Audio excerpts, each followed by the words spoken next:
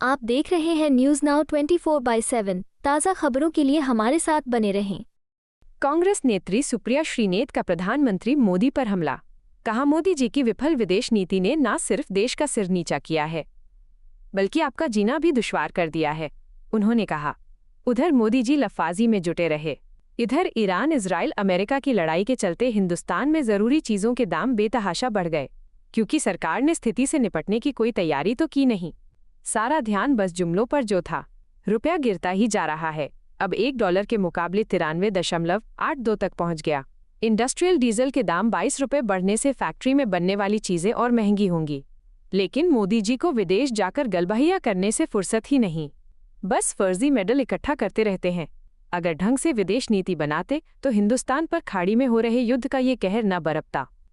ये तो अभी तक आप जान ही गए हैं कि मोदी जी के कुछ तो ऐसे राज अमेरिका के पास हैं जिससे उनको ब्लैकमेल किया जा रहा है और वो भारत के लिए सही विदेश नीति नहीं बना पा रहे हैं, जिसका खामियाजा आप भुगत रहे हैं। नरेंद्र मोदी जी की विफल विदेश नीति, टोटल फेल्ड फॉरेन पॉलिसी से न सिर्फ देश का सिर नीचा हुआ है बल्कि आपका जीना भी दुश्वार हो गया है।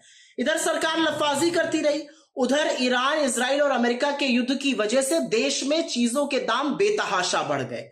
बजाय इस संकट से निपटने की तैयारी करने के सरकार तो जुमले फेंकने में व्यस्त थी, तो चीजों के दाम लगातार बढ़ते गए। जरूरी चीजों के दामों में तो आग लग गई है। कुछ चीजों के दाम सुन लीजिए और वो कैसे बढ़े हैं और कैसे आपका जीना दुश्वार हो रहा है। आप सभी को पता है, पिछले 2 हफ्ते में कमर्शियल एलपीजी सिलेंडर 146 रुपए महंगा हुआ है।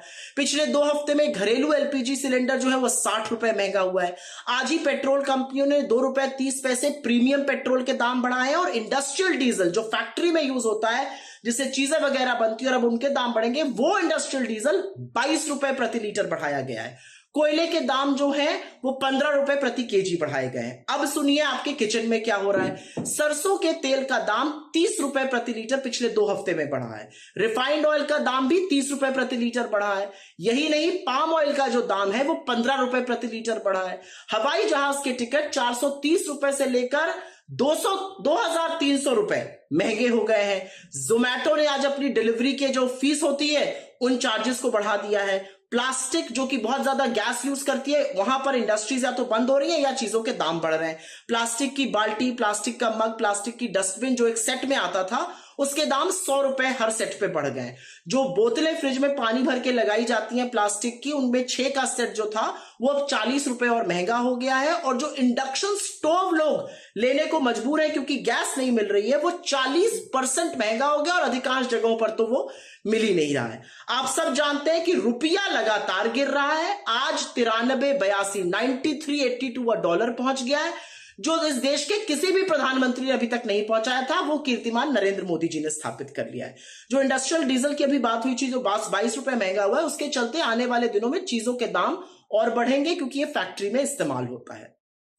तो बजाय लफाजी करने के, बजाय विदेश नीति को गलबहियां बनाकर हर जगह जबरदस्ती जबरन गले मिलकर फोटो खिंचाने के, अगर नरेंद्र मोदी जी ने अच्छी विदेश नीति बनाई होती, राष्ट्र हितों को सर्वोपरि रखा होता, तो आज ये दिन नहीं देखना पड़ता।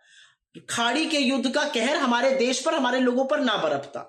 लेकिन आप सब लोग अब तक जान चुके हैं कि नरेंद्र मोदी जी के कुछ ऐसे राज हैं अमेरिका के पास जिसके चलते उनको ब्लैकमेल किया जा रहा है और जिसकी वजह से वो एक अच्छी विदेश नीति नहीं यूज कर पा रहे। वो ईरान पर कुछ नहीं बोल पाए तो स्ट्रेट ऑफ हॉर्मुज हमारे लिए बंद है। चिरौरी करके देश के लोगों की वजह से 2-2 जहाज निकल रहे हैं जिसमें सिर्फ 1.5 दिन की खपत की गैस आ पाई है।